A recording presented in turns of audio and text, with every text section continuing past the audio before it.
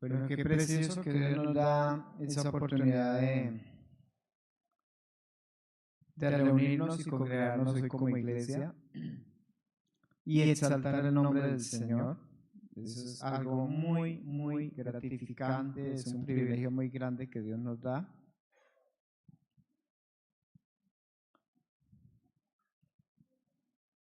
Yo creo que no hay un lugar más agradable, más hermoso que estar en la presencia del Señor. Y creo que cada uno de nosotros vamos a estar experimentando ese gozo, esa alegría de vivir en la presencia de Él. Voy a terminar el mensaje que comencé hace 8 días y es acerca de no abrir puertas a Satanás. Y el tema lo he titulado hoy, no deis lugar al diablo. Vamos a orar para que el Señor nos enseñe. Oremos. Soberano Dios y Padre, gracias por el privilegio que nos das de honrarte, de poder levantar nuestras manos, nuestro corazón hacia ti, reconocerte como único Dios, como el Dios verdadero, como el creador de todas las cosas, pero también como nuestro Rey Salvador, porque nos has dado vida a través de tu Hijo y lo enviaste para darnos salvación. Gracias porque hoy reconocemos que Jesucristo es el Señor, que Él es el Hijo de Dios y que Él es el Mesías que tú habías prometido que enviarías para salvar al mundo, y hemos creído en tu nombre.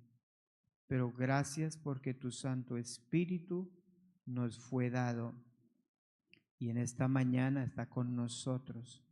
Y el Espíritu de Dios ha llenado cada corazón, ha llenado cada vida y nos está enseñando a conocerte.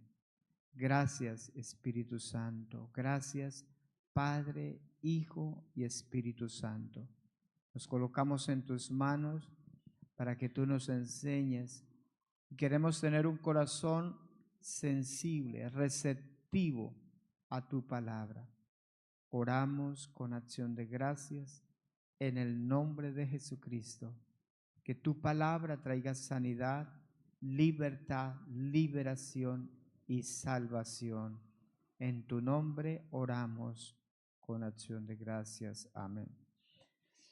Bien, hermanos, quiero invitarlo a Hechos capítulo 5.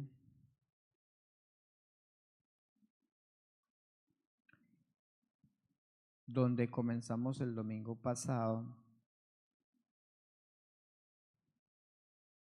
Hechos capítulo 5. Esta es una palabra de exhortación. Hechos capítulo 5.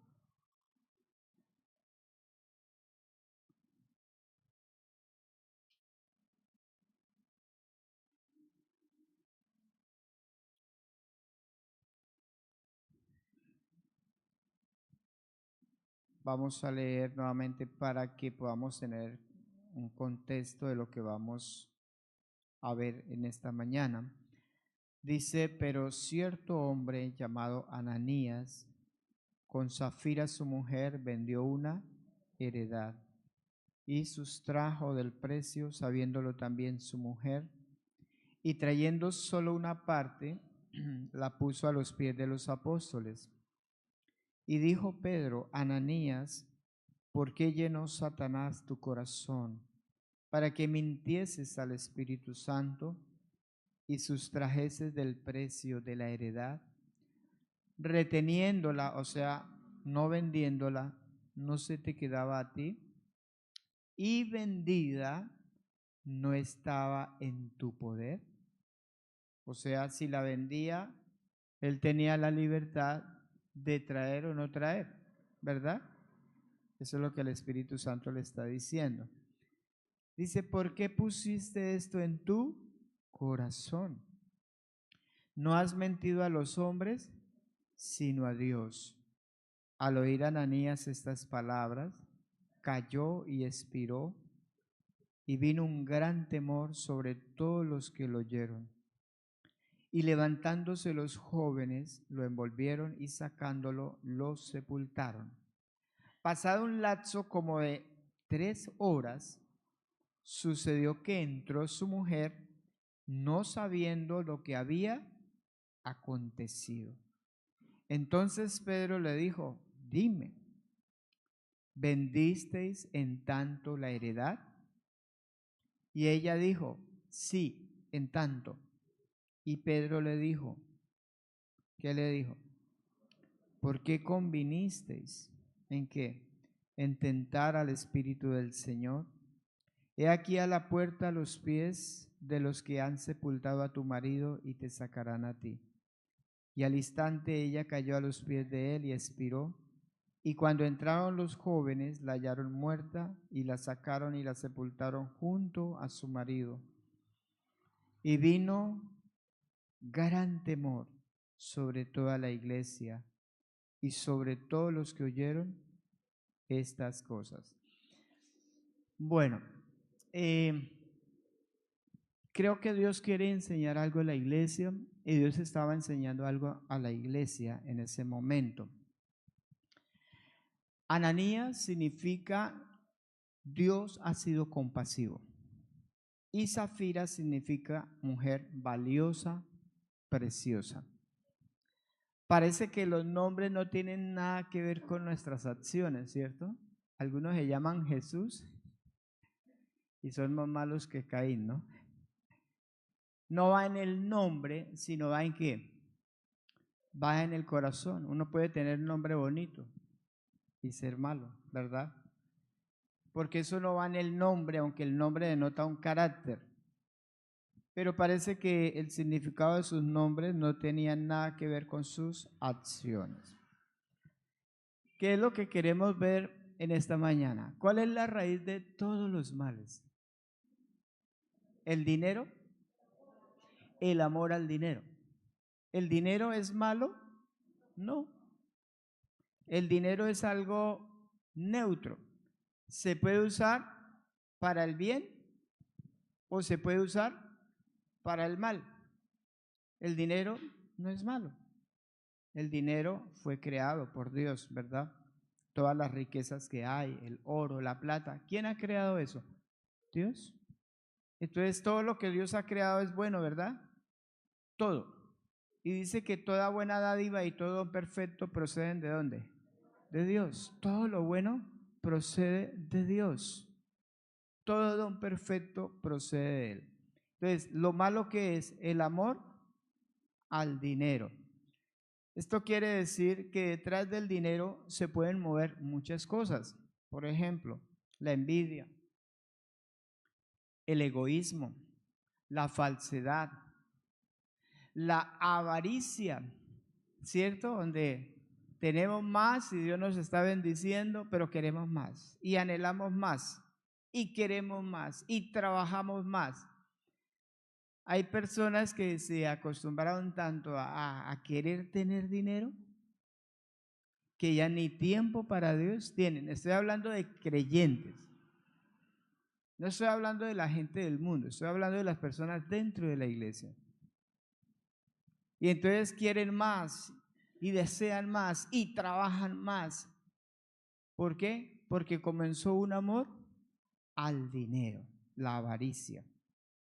Cuando estas cosas comienzan a despertar, como es la envidia, el egoísmo, la falsedad, la avaricia, a despertar un amor por el dinero, la vida de esa persona empieza a correr peligro. Empieza a correr peligro, porque pueda que él alcance sus sueños, sus deseos, sus anhelos, pero ¿qué va a pasar con su alma? Se va a perder. Se va a perder su alma. Raíz de todos los males es que el amor al dinero. Uno sí debe trabajar, uno sí debe anhelar, pero uno debe ser equilibrado. Amén, equilibrado, porque el amor al dinero es la raíz de todos los males. Entonces, cuando viene Ananías y trae el dinero de lo que ha vendido, él podía haberse quedado con el dinero. ¿Sería malo que él se hubiera quedado con el dinero? No. Él pudo haber vendido, bueno, esto es para unos gastos que tenemos, vamos a construir, vamos a hacer esto, y no había habido problema, ¿verdad? Es más, él hubiera podido venir a donde el apóstol Pedro y decirle, mire, yo vendí en tanto la heredad, pero yo quiero traer una parte. ¿Hubiera sido malo? No. O es más, no lo hubiera vendido y la deja ahí para engorde. ¿Cuántos tienen lotecitos en engorde? Y la deja ahí y se va valorizando. No hubiera pasado nada. ¿Cuál fue el problema? ¿Cuál fue el problema de él?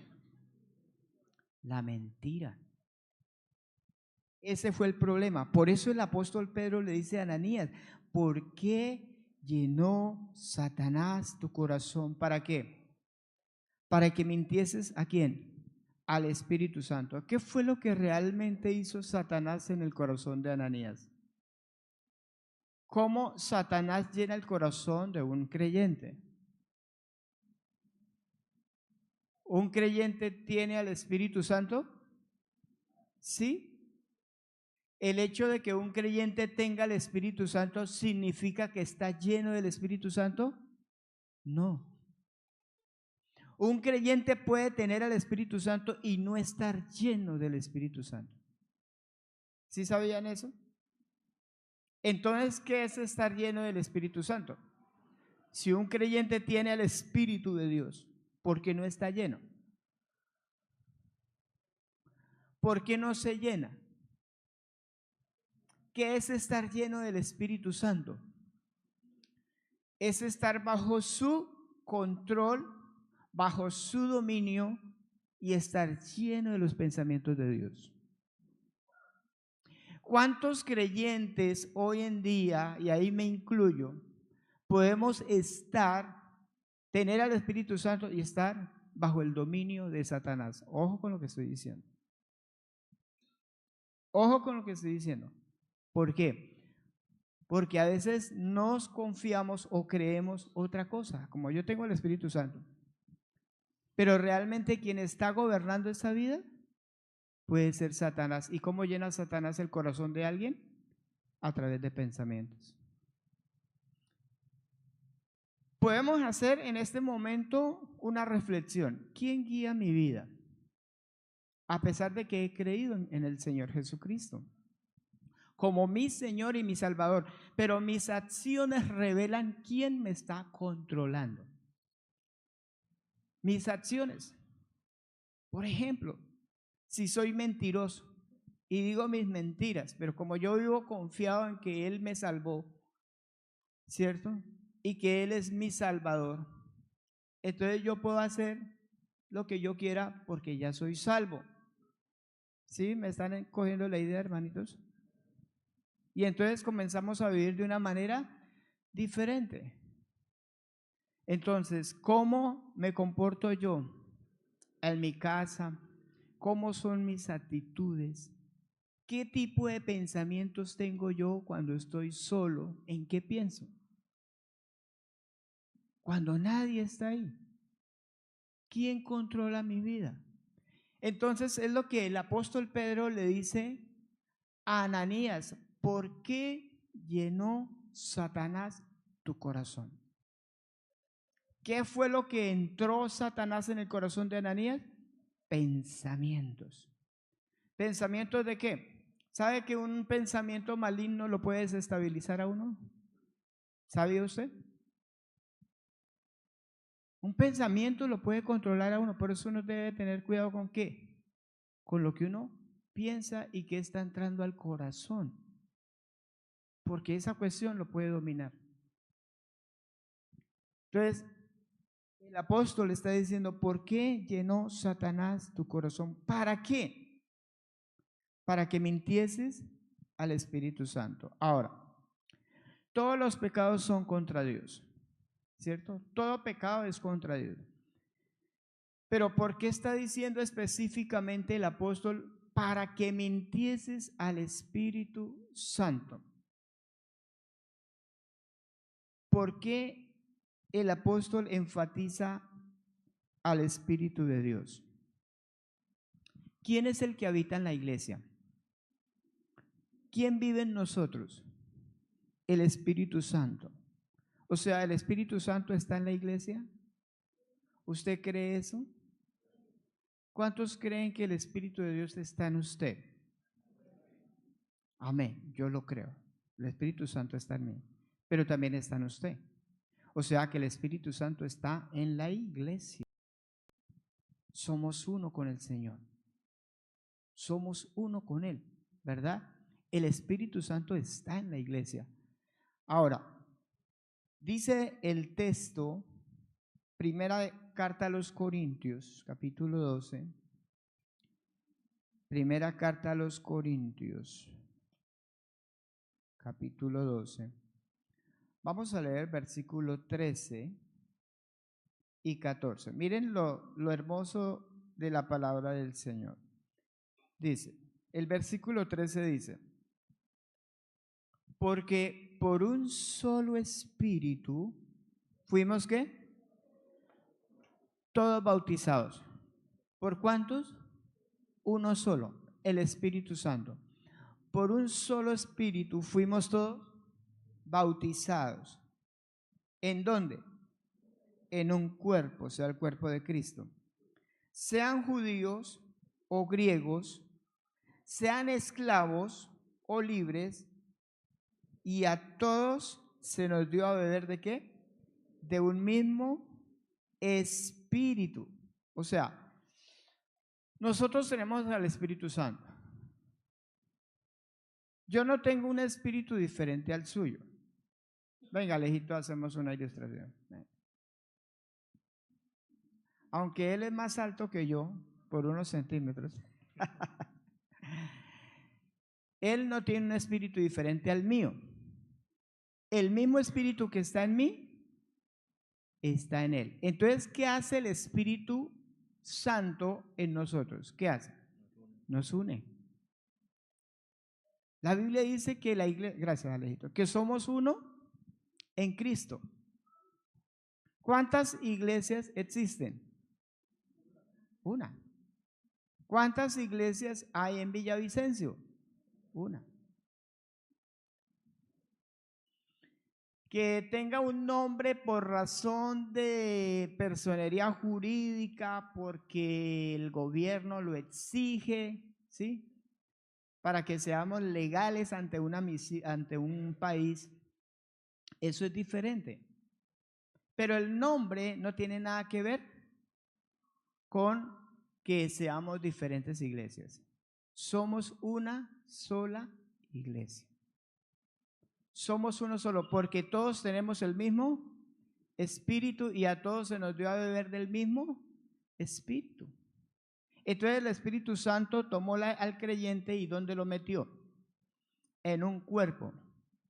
Entonces somos parte del cuerpo de Cristo. Usted no es diferente a otro, hermano. No somos diferentes a otros. Somos uno en Cristo Jesús. Estamos en el mismo cuerpo. Usted hace parte del cuerpo de Cristo. Usted es miembro del cuerpo de Cristo. No es diferente. Un cristiano, un creyente no está fuera de la iglesia, está dentro de la iglesia.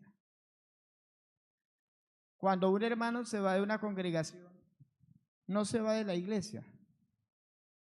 ¿Se va desde dónde? De una comunidad local, ¿verdad?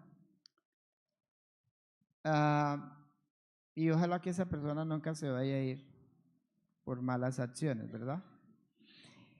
Versículo 14 dice, además el cuerpo no es un solo miembro, sino muchos. Ahora yo le pregunto, ¿el cuerpo es un solo miembro o son muchos? ¿Un cuerpo de qué se compone? De muchos miembros. Y cada uno de nosotros es un miembro que hacemos parte de un cuerpo. Aunque somos uno solo, somos muchos. aunque somos uno solo, un solo cuerpo, ¿verdad? Somos muchos.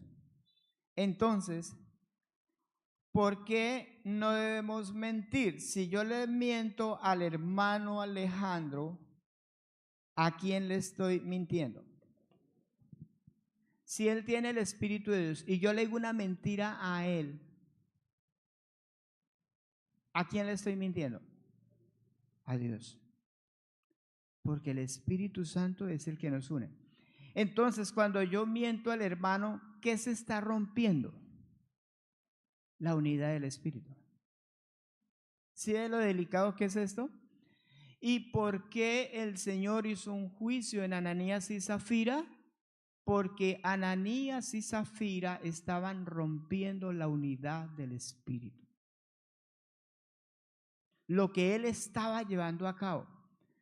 Por eso la palabra de Dios dice, no se mientan los unos a los otros. O sea, ¿cuál es la necesidad de mentir?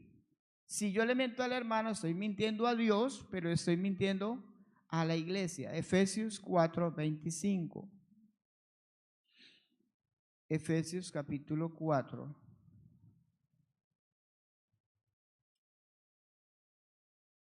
Versículo 25. Miren esto interesante de Dios. Dice, por lo cual, desechando ¿qué? La mentira, hablad ¿qué? Verdad, cada uno con su prójimo, con su hermano. ¿Por qué? Porque somos miembros los unos de los otros. ¿Por qué no debemos mentirnos? ¿Por qué? Somos miembros, somos parte de un mismo cuerpo. Pongo un ejemplo. Si el cerebro le da la orden al pie de que se desplace hacia un lugar, ¿verdad? El cerebro manda la información, pero el pie hace otra cosa. ¿Qué pasa con ese cuerpo? ¿Puede funcionar? ¿Qué pasa cuando el cerebro da una orden y la mano hace otra cosa? Es un cuerpo que está como enfermo. Es un cuerpo enfermo, es un cuerpo atrofiado. Cuando nos decimos mentiras, ¿qué pasa con ese cuerpo? Es un cuerpo que está enfermo, es una iglesia que está enferma. ¿Por qué el Espíritu Santo corrigió a Ananías y a Zafira? Porque ¿qué es lo que Dios desea para la iglesia? Que la iglesia goce de buena salud espiritual. Y por eso hay juicios de Dios en la iglesia. Por eso se ven esas cosas en la iglesia. Somos miembros los unos de los otros. Entonces, si el cuerpo no funciona correctamente, se pierde el propósito de Dios. Por eso fue tan importante la intervención de Dios en este asunto de Ananías, porque si el Señor no corrige eso, ¿qué pasa con la iglesia? La iglesia se enferma y se debilita, ¿verdad? Entonces el Espíritu Santo ¿qué está haciendo? Está protegiendo la iglesia. ¿Creen ustedes que Dios protege la iglesia? Y entonces, como Dios protege la iglesia, entonces Dios va a hacer lo que sea necesario. Ahora, la iglesia hoy en día, usted dice, pero uno se miente acá y no pasa nada, ¿cierto? A mí no me ha pasado nada. Dirá, yo les he mentido a los hermanos de la iglesia, y una de las formas de mentir a la iglesia es vivir en hipocresía o aparentar algo. Y no me pasa nada. ¿Qué piensa usted de eso? ¿Será que Dios se queda con eso o Dios va a obrar? Yo creo que Dios va a obrar, y cuando Dios comience a purificar a la iglesia van a pasar muchas cosas, hermano. Por eso la iglesia tiene que ser bibliocéntrica y cristocéntrica. Amén. La palabra del Señor dice que Cristo dio su vida ¿para qué? Para santificar a la iglesia. ¿Sí dice así? Dice que el Señor dio su vida para purificar la iglesia, para santificarla, habiéndola lavado en el lavamiento del agua por la palabra de Dios. Y Dios está purificando la iglesia. Y sabe que aunque de pronto ahorita no pase nada, sí va a pasar. Porque el Señor se va a presentar a sí mismo una iglesia que gloriosa, que no tenga ¿qué? Mancha ni arruga. Dios lo va a hacer. ¿De quién es la iglesia? De Dios. La iglesia es de Dios. Y Dios la va a purificar. Y Dios la va a santificar. Porque cuando Él venga, ¿cómo va a encontrar la iglesia? Pura, santa, sin mancha ni arruga. Y por eso Dios nos está perfeccionando. Amén. Entonces, no es que la iglesia sea una organización humana. No, la iglesia es de Dios. ¿Cuál fue el pecado realmente de Ananías? Mentir. No fue sacar dinero, hermano. Fue mentir. Ese fue el problema. Cuando Dios coloca algo en nuestro corazón, si Dios coloca algo en su corazón y usted le dice sí al Señor, hay que hacerlo como Dios nos dice. ¿Amén? Sí, amén o no amén. Por ejemplo, ¿cuántos han cometido ese pecado de que prometen algo al Señor y nunca lo hacen? Señor, de aquí en adelante voy a ofrendar y voy a diezmar. Nunca lo hacen. ¿A quién le están mintiendo? Al Espíritu Santo. Prometo tal cosa, no lo hacen. ¿Qué dice la palabra? Es mejor que no prometas, ¿verdad? Así dice la palabra del Señor. Debemos ser honestos con Él. Cuando Dios coloca algo en el corazón y el Señor le coloca, vea, dele una ofrenda a tal persona. Y el Señor es el que está colocando eso. Si usted le dice sí al Señor, ¿qué debe hacerlo? Debe cumplir. Debe cumplir con lo que usted le dice a Dios. Debe cumplir. ¿Por qué? Porque si no sería mentirle a Dios. Y hay muchas formas de mentirle al Señor. Entonces, por eso vienen las disciplinas, porque no somos honestos con Dios. Porque por estas cosas el Señor disciplina a sus hijos. Volvamos a Hechos capítulo 5.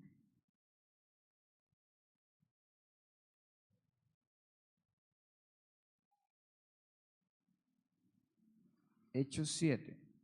Hechos 5, 7. Versículos 7 al 9. Dice: pasado un lapso como de 3 horas, sucedió que entró su mujer, no sabiendo lo que había acontecido. Entonces Pedro le dijo: dime, ¿vendisteis en tanto la heredad? Y ella dijo: sí, en tanto. Y Pedro le dijo: ¿por qué convinisteis? ¿En qué? En tentar al Espíritu del Señor. Llega la esposa de él, ni idea de lo que había pasado, ni idea. Y sabe, el Señor es tan bueno que le da una oportunidad. Le da una oportunidad y le hace una pregunta. Si ella hubiera sido sensible al Señor, ¿Cómo responde a esa pregunta? Con la verdad. Si ella hubiera respondido con la verdad, ¿qué hubiera pasado? ¿Qué cree usted que hubiera pasado? No le pasa nada. No le pasa nada. Entonces la pregunta era dándole una oportunidad a esa mujer. Pero como ella se sostiene en la mentira, ¿qué le dice el Señor? ¿Por qué convinisteis? ¿Cuál fue el pecado de Zafira? El pecado de Ananías fue mentir al Espíritu Santo. Ahora, ¿cuál es el pecado de Zafira? Convenir, estar de acuerdo. Dice, ¿por qué convinisteis? Estar de acuerdo, ser de un mismo parecer, ser de un mismo sentir. ¿Sabe que hay personas que se ponen de acuerdo y en un mismo sentir para lo malo? Es bueno tener un mismo sentir, pero para lo bueno. Pero para lo malo, no. Y esta mujer le dice a su marido, en otras palabras le estaba diciendo, listo mijo, estoy de acuerdo, estoy con usted. Hizo parte de esa mentira y convino a intentar al Espíritu Santo. Hay un delito que se llama concierto para delinquir. ¿Qué es eso? O sea, se reúnen, están y se ponen de acuerdo. Sí, vamos a hacer eso. Ahí, se reúnen para hacer un concierto, para concertar, para ponerse de acuerdo. Se reunieron para ponerse de acuerdo. Y así la persona no haya cometido el delito, si estuvo en esa reunión, es culpable. La mujer estuvo de acuerdo. Mujeres, tengan cuidado en qué se ponen de acuerdo con sus maridos. Porque por estas causas puede venir el juicio de Dios.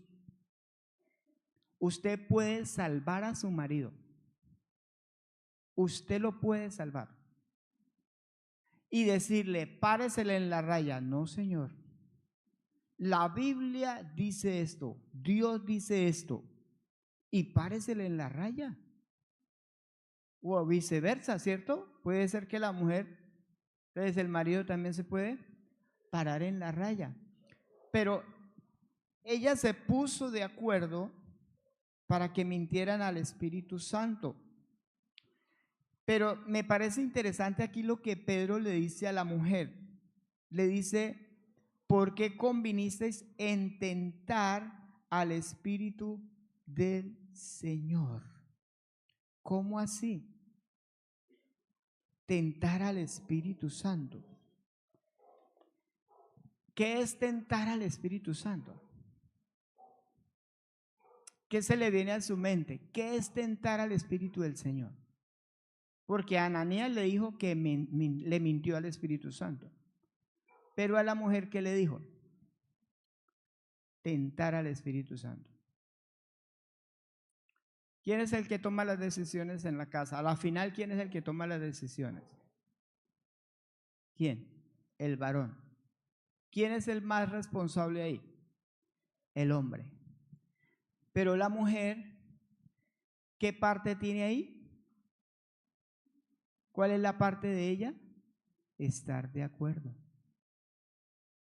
Si el marido va a tomar una decisión equivocada, que la tome sola, que la tome solo, pero no que su mujer esté de acuerdo. En esos casos, ¿no?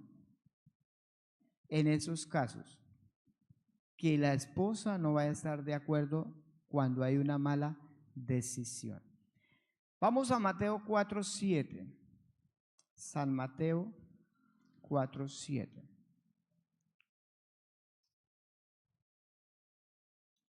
¿Qué es tentar al Señor?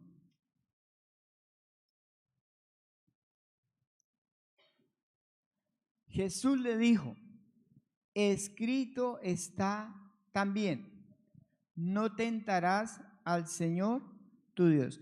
¿Qué era lo que Satanás estaba incitando a Jesús? ¿Qué era lo que le estaba diciendo? Porque estaba entrando al pensamiento, ¿cierto?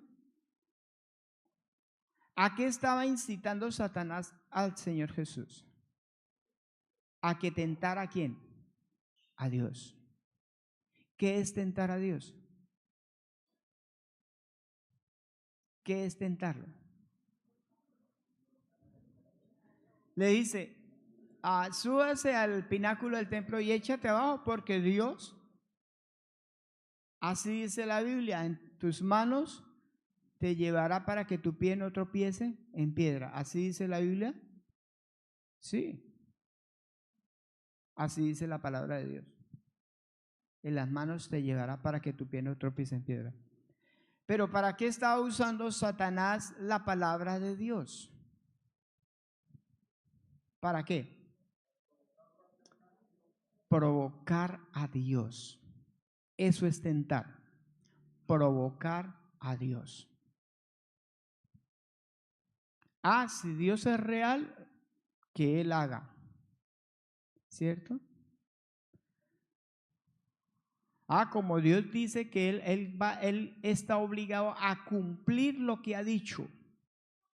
Está obligado. Entonces yo voy a hacer esto para que Dios cumpla. ¿Se puede hacer eso?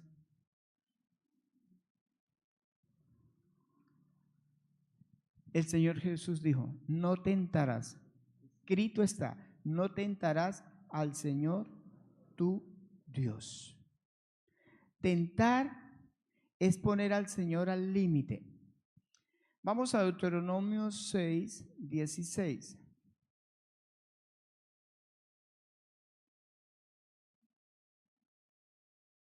Deuteronomio, capítulo 6.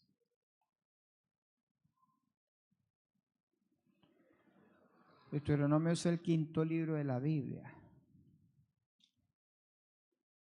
6, 16. Dice, no tentaréis a Jehová vuestro Dios como lo tentasteis en Masad. ¿Qué significa esto? Que el pueblo había dicho, si Dios es, haga. ¿Dónde está Dios? Entonces, lo que realmente estaba diciendo Zafira, vamos a ver si Dios está en la iglesia. Vamos a ver si es verdad. Muchas personas creen que la iglesia es una organización de hombres. No, la iglesia es de Dios. Dios está en control de la iglesia. Dios es el que guía la iglesia. Por eso, hermanos, como la iglesia es del Señor, yo no puedo hacer lo que a mí me parece. Usted y yo no podemos mentirle a Dios. No podemos vivir como a nosotros nos parece y engañar a las personas, porque realmente no estamos engañando a un pastor. No estamos engañando a un liderazgo de la iglesia. Hermano, se va a estrellar. Se va a estrellar. Porque no están engañando a un hombre. La iglesia es del Señor. Amén. Si nosotros decidimos tentar a Dios, Dios va a obrar. Pero de una manera diferente a la que nosotros creemos y pensamos. Hay personas que creen que pueden hacer lo que quieren, portarse como quieren, manejar la iglesia a su acomodo, hermano. Esto es peligroso, que la iglesia es del Señor. Primera carta a los Corintios 3:17.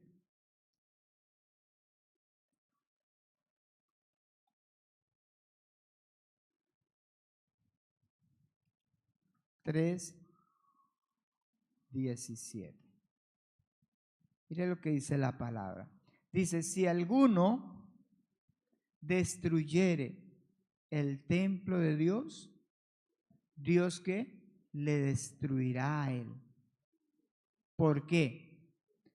porque el templo de Dios, el cual sois ¿quién? Vosotros, santo es. Hermano, en la edificación de la iglesia, de la cual cada uno hace parte, tenemos que tener mucho cuidado. Si yo soy un murmurador, un divisionista de la iglesia y empiezo a dañar la iglesia, ¿sabe qué va a pasar? Dios me destruirá a mí. Que Dios nos guarde. Yo empiezo a vivir hipócritamente, a vivir en pecado, hipócritamente. Dios lo va a quitar. Porque es la iglesia del Señor. Yo sé que estamos en un proceso. Ninguno de nosotros somos perfectos y todavía no hemos llegado a ese estado de perfección. Pero sí que debemos hacer. Ir ¿qué? Progresando. Ir creciendo. ¿Qué pasa si en nosotros no hay realmente esa sinceridad? ¿Qué va a pasar? Si nosotros hemos creído en el Señor, entonces va a haber una disciplina. ¿Por qué? Porque Dios al que ama, ¿qué? Disciplina.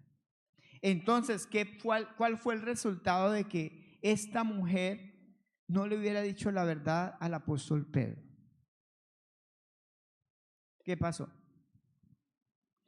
El mismo juicio que Dios le dio a su marido, le cayó a ella. ¿Están entendiendo, hermano? Por haber estado de acuerdo, el mismo juicio de muerte fue para ella. No fue diferente, fue igual. El mismo juicio. Cuando en una iglesia, un marido, un esposo, empieza a tomar decisiones equivocadas y la esposa está de acuerdo con eso, ¿sabe qué va a pasar? Viene una disciplina para los dos. Y me temo que pueden haber personas en la iglesia que ya están en disciplina de parte de Dios y no se han dado cuenta.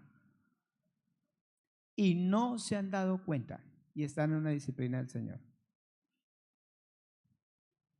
¿Por qué? Porque la mujer no tuvo la capacidad de decirle a su marido, quieto ahí. Y están en una disciplina y pasando por momentos difíciles. Mire, en la iglesia de Corinto, los hermanos estaban muriendo y otros estaban enfermos y no se daban cuenta. Y el apóstol Pablo tiene que decirle, venga, es que ustedes no se dan cuenta que están bajo un juicio de Dios. O sea, ustedes no se dan cuenta. Algunos están enfermos, otros ya se han muerto. ¿Por qué? Porque no se ven corregido. No habían hecho lo necesario para corregirse. Entonces el juicio de Dios había caído. ¿Sabe que la mujer sabia edifica su casa? Y la mujer sabia, ¿qué hace con su marido? Lo ayuda, ¿verdad? A que sus decisiones sean correctas. Entonces, hermano, la disciplina viene de parte del Señor. Yo le hago una pregunta. ¿Usted se ha preguntado si usted está en una disciplina del Señor? ¿O no se ha preguntado? ¿Será que usted está bajo una disciplina?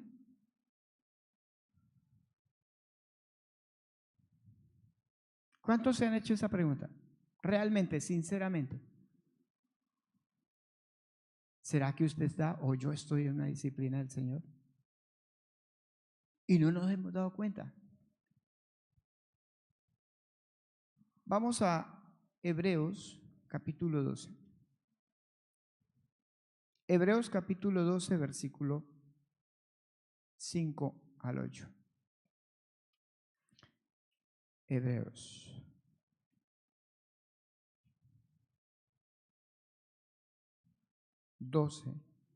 Versículo 5 al 8.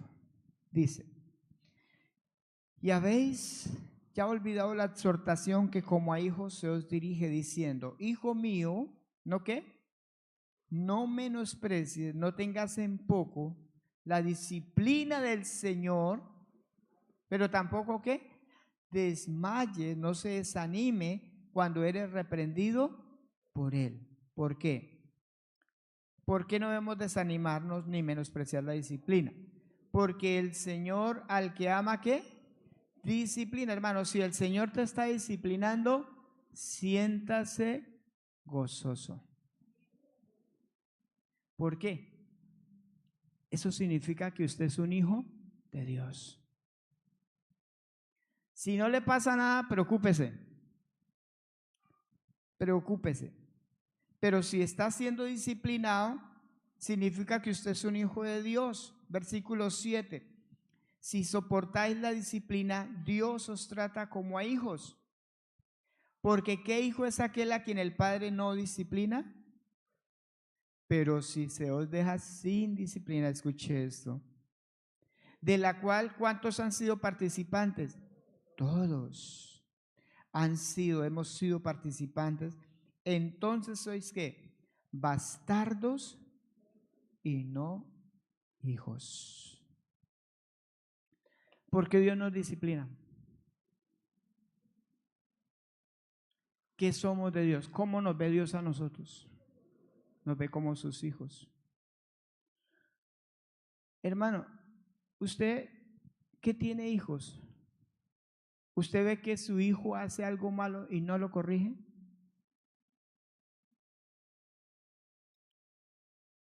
La persona, el papá que no corrige a su hijo, no ama a su hijo. No lo ama, lo aborrece. Porque quiere que ese hijo se pierda.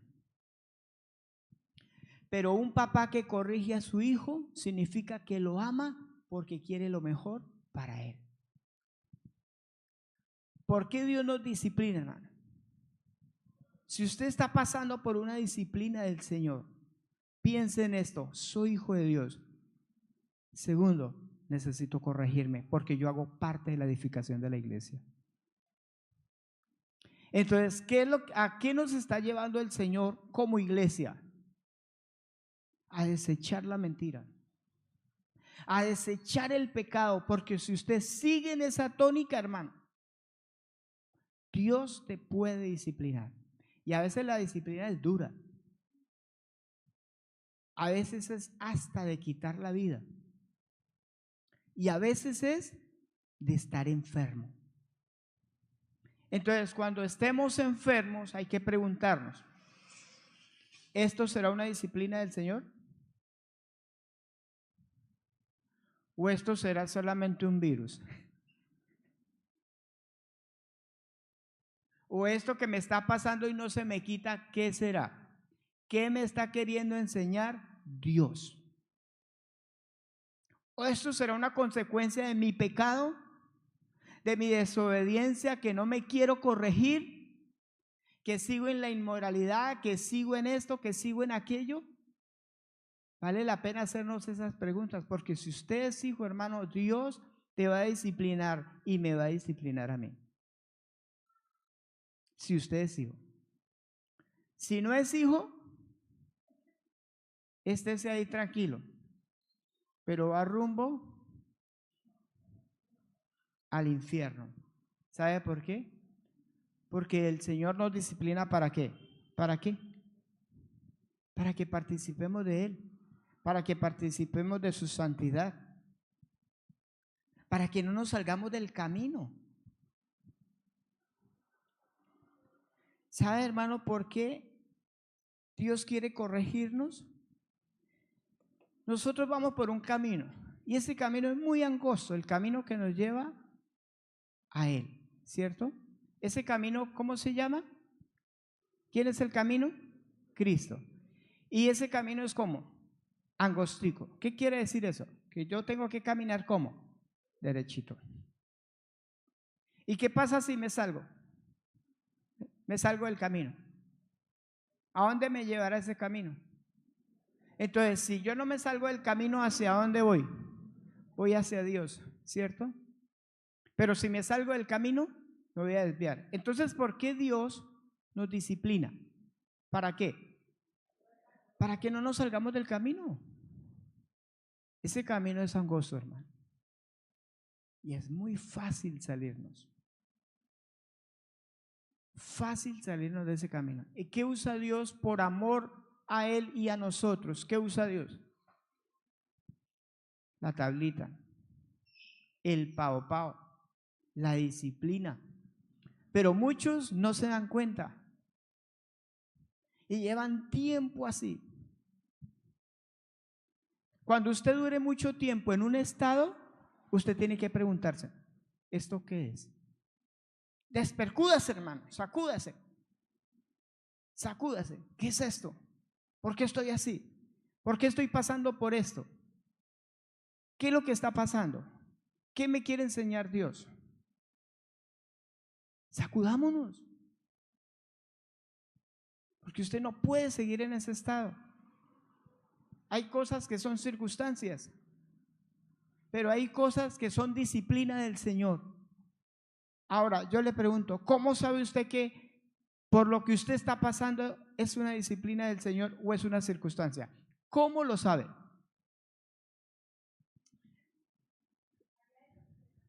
¿Cómo? Añade tristeza, eso es una buena razón. La teóloga Faizuli. Muy bien. Pero hay otras razones más. ¿Cómo saber que nosotros estamos en una disciplina del Señor? ¿Cómo lo sabemos? ¿Cómo sabemos? Esto es una disciplina del Señor. Esto no es una circunstancia. ¿Cómo saberlo? No se pierda el próximo domingo la clase. Vamos a saber cómo saber si estamos cómo saber si estamos en una disciplina. Cómo aprovechar esa disciplina y cómo volver al camino. Aquí el Señor hizo un juicio a Ananías y a Zafira. Ellos murieron, pero ¿cómo quedó la iglesia? ¿Cómo quedó la iglesia? Dice que vino gran temor sobre la iglesia. ¿Cómo quedó la iglesia? ¿Ah? Limpia, ¿cierto? Quedó limpia. ¿Qué empezó a tener la gente? Tener temor de esas cosas. Cuando pasa algo en la iglesia, entonces la iglesia comienza a tener temor de Dios. Empieza a tener temor de Dios. Ojalá que no sea por usted ni por mí, sino que nos vamos santificando, el Señor nos va santificando en Él. Amén. Y que podamos ser de edificación para la iglesia. ¿Quiere ser usted de edificación para la iglesia? Yo quiero ser de edificación. Yo le he dicho, Señor, yo quiero ser de edificación para la iglesia. ¿Y sabe qué me dice el Señor? Purifíquese. Purifíquese. El que es santo, santifíquese cada día. Y el que es impuro, pues siga viviendo en su inmundicia, ¿verdad? Pero los que hemos sido llamados por el Señor a ser sus hijos, ¿cómo hemos de vivir? Como dice Dios. Amén. Para eso Dios ha puesto dos personas. Cuando uno cae, ¿el otro qué hace? Lo levanta, le dice, no, mijito, no, mire lo que dice Dios. O si es la mujer, le dice, no, mamita, mire, así no es. Levantémonos, honremos a Dios. Pero no permite, hermano, que vayamos a tomar decisiones en conjunto para deshonrar a Dios, mentir al Señor y tentar al Señor. ¿Para qué nos dio Dios una esposa? Un cónyuge. Para ayudarnos, para edificarnos mutuamente. Amén. Vamos a orar y no sé qué el Señor le haya hablado en esta mañana en su corazón. Pero pongámonos de pie y hablemos con el Señor. No deje pasar esto, hermano. No lo deje pasar. No lo deje pasar.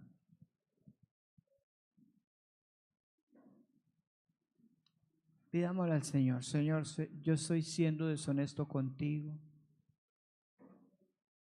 ¿Será que hay cosas que Dios quiere corregir en mi vida y yo no he escuchado al Señor?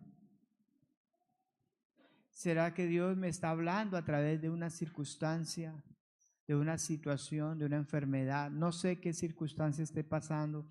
Y Dios te está hablando a través de esa circunstancia diciéndote, mira, tienes que corregir esto. Mira esto, mira aquello. Hay que escuchar la voz del Señor. Porque cuando no escuchamos nos pasa lo de Zafira. Dándole al Señor la oportunidad de corregir lo que había hecho. Y no lo hizo. Y ambos cayeron bajo el juicio de Dios. Oremos, Señor, aquí estamos, somos tu pueblo, somos tu iglesia, Señor. Reconocemos que la iglesia es tuya, no es de ningún pastor, no es de ningún líder, de ninguna misión, la iglesia es tuya, Señor. Y por eso, Señor, hoy miramos con respeto la iglesia. Hoy miramos, Señor, con admiración lo que tú eres para la iglesia. Y sabemos que eres tú quien puede conservar la santidad de la iglesia, la unidad del Espíritu. Y que nos habla, Señor, acerca de cómo podemos ser de edificación para la iglesia. Señor, en esta mañana rechazo de mi vida toda hipocresía, toda falsedad, todo amor al dinero, toda avaricia, toda codicia, todo egoísmo, toda vanidad, todo sentimiento de un reconocimiento. Rechazamos todo aquello, Señor, que no hace parte de tu propósito.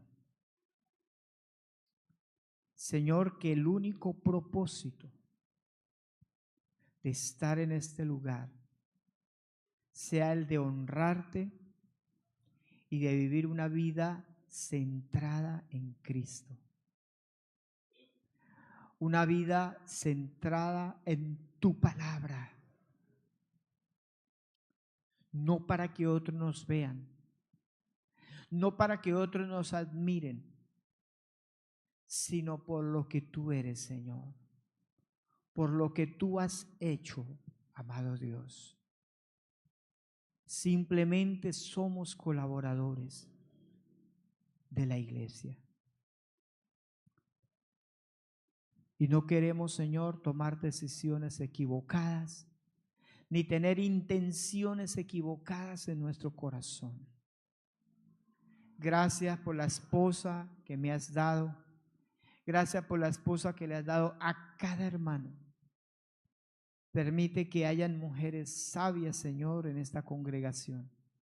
Mujeres que edifican a su marido, que los ayudan, que los corrigen, que les dejan ver el propósito de Dios cuando nos equivoquemos, Señor, cuando por alguna u otra razón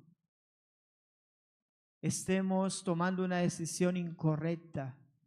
Sea la esposa, Señor, a quien tú usas para ayudarnos, para direccionarnos. Ayúdanos. Espíritu Santo, Señor, estamos aquí por tu gracia, por tu misericordia. Estamos aquí, Señor, porque nos has puesto para ser parte de la edificación de la iglesia. Ayúdanos, Señor. Señor, si estamos pasando por una disciplina, abre nuestros ojos para poder ver y para poder corregir aquellas cosas que necesitamos quitar de nosotros para que quedes tú, amado Cristo. En tus manos de amor colocamos, Señor, esta palabra y que esta palabra quede en el corazón y sigue trabajando en nuestras vidas. En el nombre de Cristo Jesús. Amén.